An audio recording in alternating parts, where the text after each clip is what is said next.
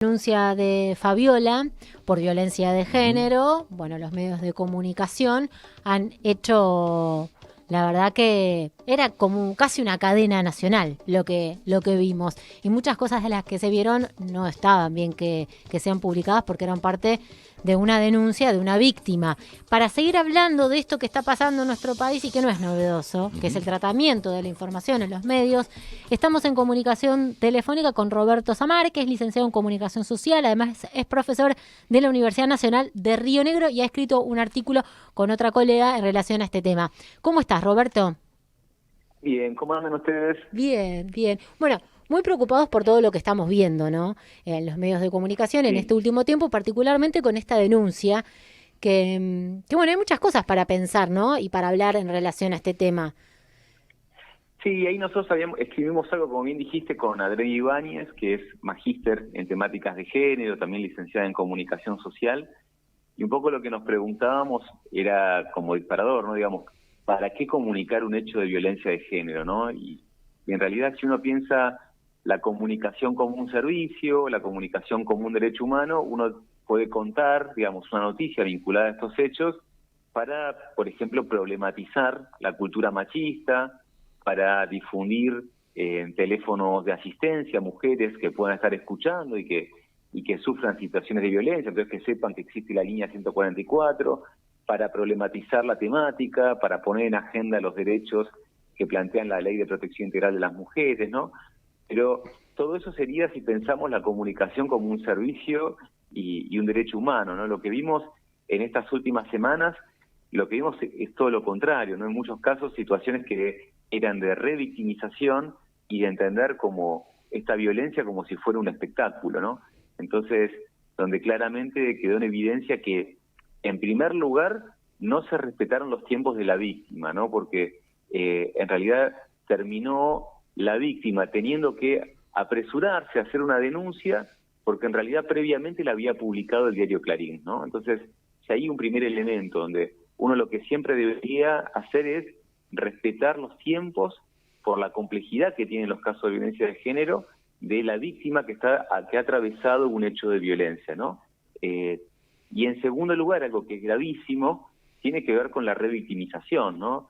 Digamos, con esto de que imágenes que probablemente se filtraron del expediente judicial terminaron siendo, como bien planteaban ustedes, difundidas casi en cadena nacional en muchísimos medios, ¿no? Y como lo dijo la misma Fabiola, ¿no? Que ninguna mujer le gustaría que aparezcan esas imágenes de sí misma y con ese nivel de difusión. Es decir, lo que hizo ahí es revictimizarla, es decir, pasar por arriba de cuáles eran sus derechos. Y si nos detenemos a pensar, cuando esas imágenes no agregan ningún tipo de información, ¿no? Porque el dato concreto de que la ex primera dama había sufrido violencia o que había una denuncia que había sufrido violencia, en realidad ese dato ya lo teníamos. Lo que planteaba la difusión de esas imágenes era justamente esto, de entender la comunicación como un espectáculo y invitando a la morbosidad de las audiencias, ¿no? Sí, ahí se venía trabajando con el gobierno justamente de Alberto Fernández sobre los protocolos, sobre también la formación que deben tener en el Poder Judicial, qué pasa con las empresas de comunicación. Y me parece que en este caso, bueno, se evidencia todo eso, ¿no? Una denuncia a un hombre, en este caso un expresidente, por violencia, un Poder Judicial o parte del Poder Judicial que no sé por qué filtra esas imágenes, eso ya tampoco, como vos lo estás diciendo, y empresas de comunicación que lucran con eso sin pensar en la víctima.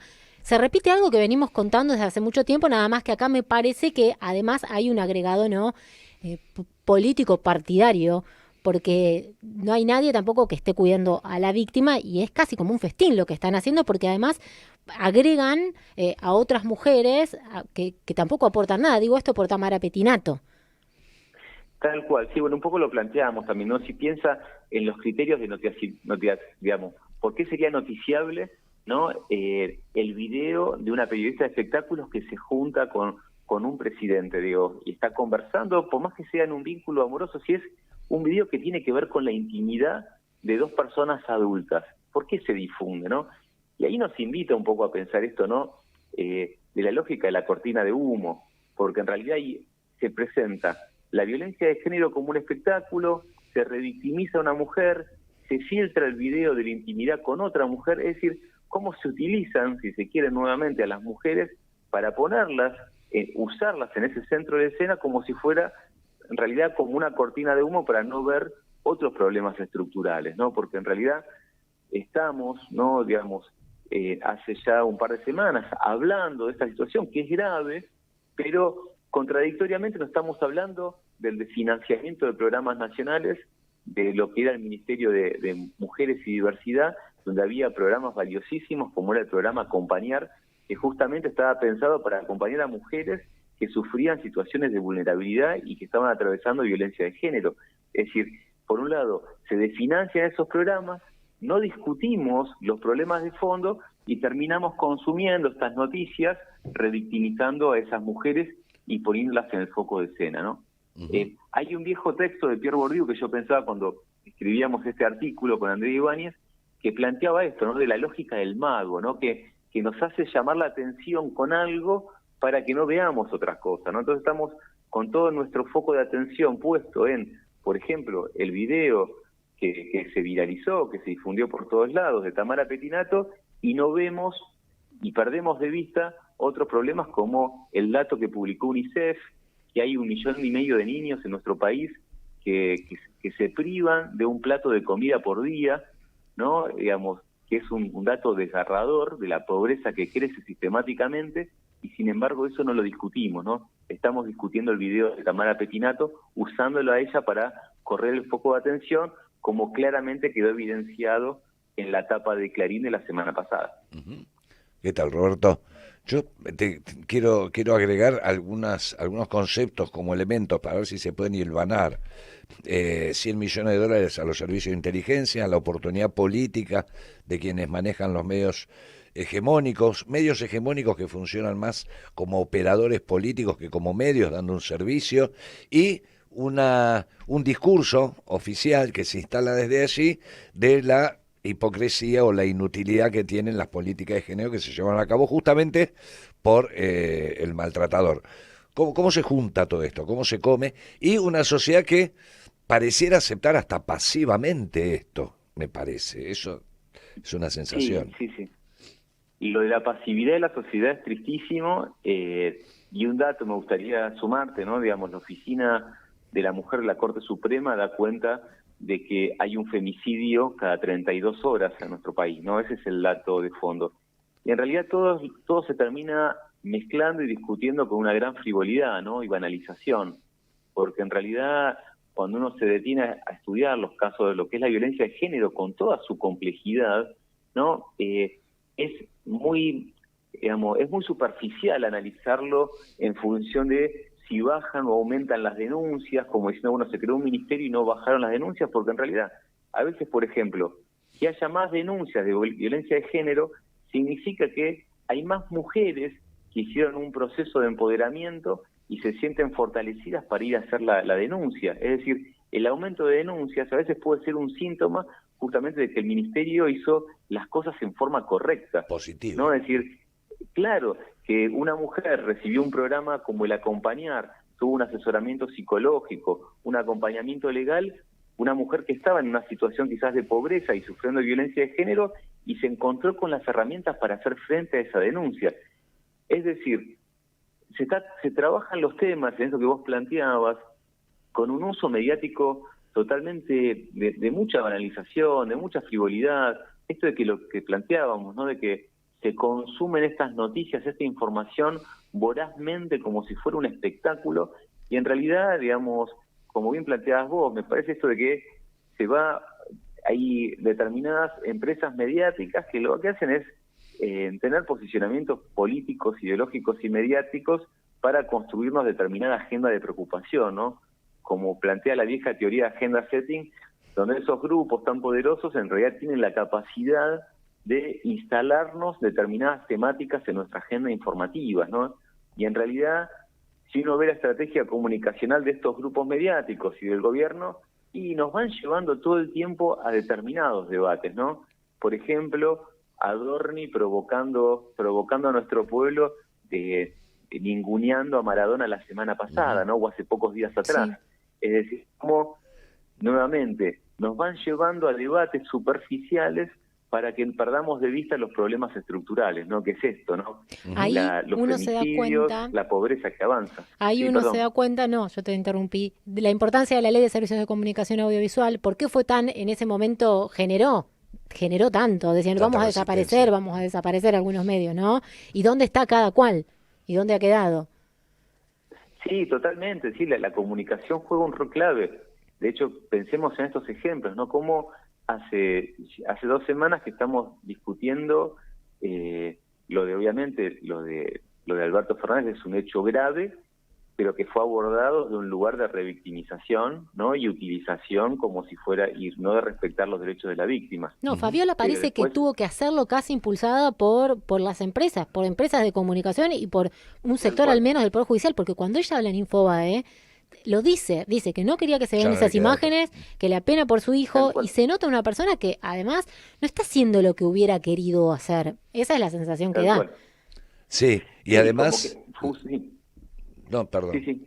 Digo, la lupa que desmesura todo y nos dicen con qué tenemos que indignarnos y con qué no, porque salvando las diferencias de grado y de violencia, recuerdo a un ministro de Trabajo insultando y amenazando a Triaca, ministro de Trabajo de Macri, Bueno, a Cecilia insultando y Moró. amenazando, ¿eh? A Cecilia Moró A una Cecilia oportunidad Moró, también. pero me refiero a esto, ¿no? Alguien que por su función debiera tener una conducta, así como el presidente con la política de género debiera tener, además de por hombre, debiera tener por funcionario una conducta determinada, un ministro de Trabajo con su trabajadora, que no voy a repetir lo que le dijo por teléfono, están las grabaciones, y ahí quedó. O Macri apareciendo en la foto con un proxeneta traficante en Centroamérica y la primera dama, y no pasó nada. Y era un tipo que tenía denunciado por la hija, no recuerdo el nombre, creo que era en Acapulco, sentados los 4 muy blanquitos, muy rubios, en un sillón, y la hija estaba denunciando a la compañía del entonces presidente como proxeneta y narcotraficante. Y los medios saben cómo acolchonar eso o cómo encenderlo.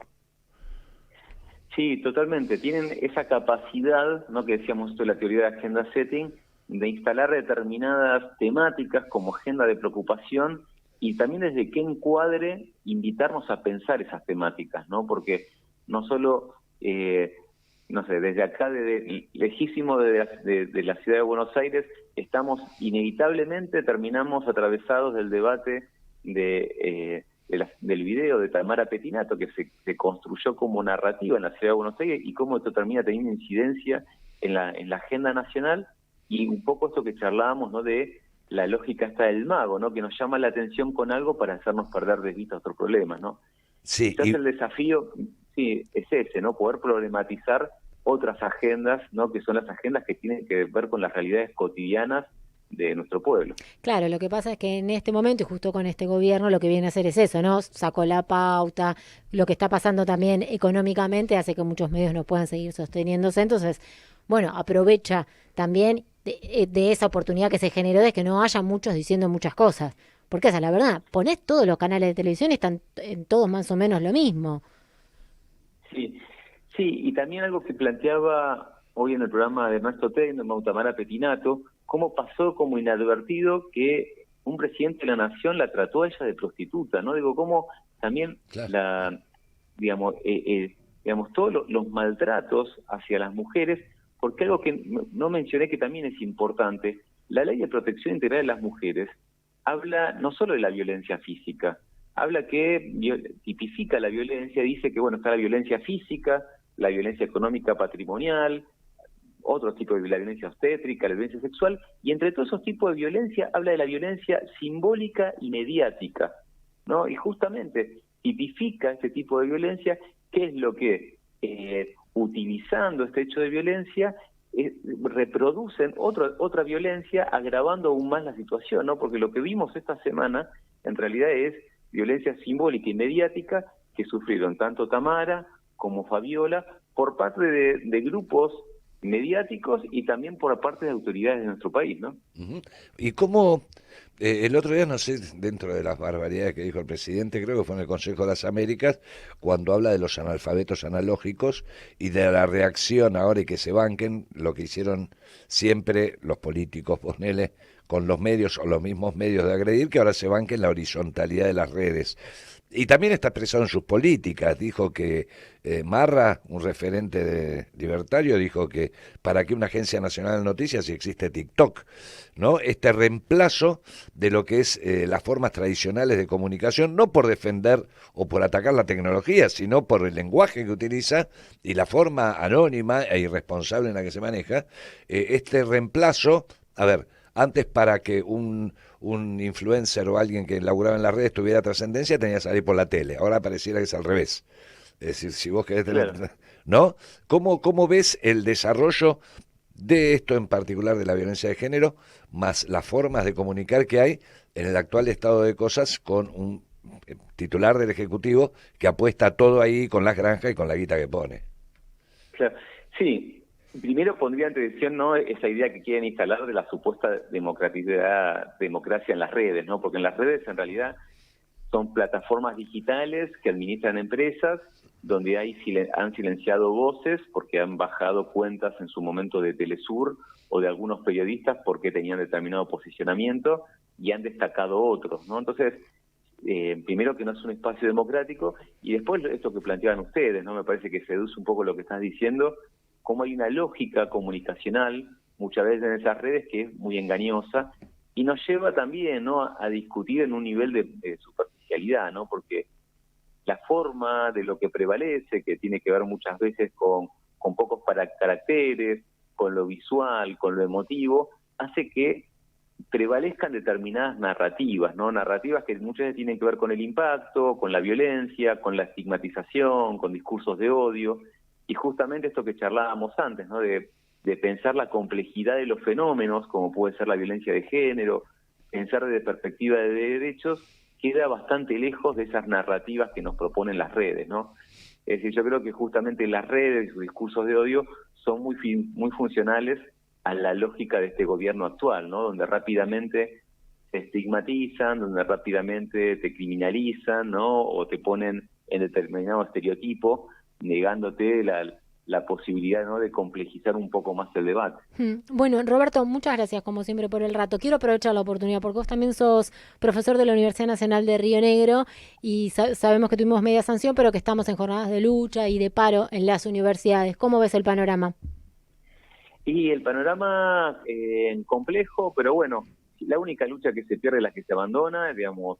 La verdad que por suerte la comunidad está muy movilizada con la temática, muy sensibilizada, así que yo entiendo que bueno, nada, digamos, me parece que nuestro pueblo va a poner la educación pública donde entiende que es un lugar de prioridad. Bien, bárbaro. Roberto, te mandamos un abrazo, gracias. Y además Un invitamos a abrazo muy todos a que grande. vean el artículo en intempestiva.com.ar. Exactamente. Bárbaro. Muchísimas gracias. Abrazo.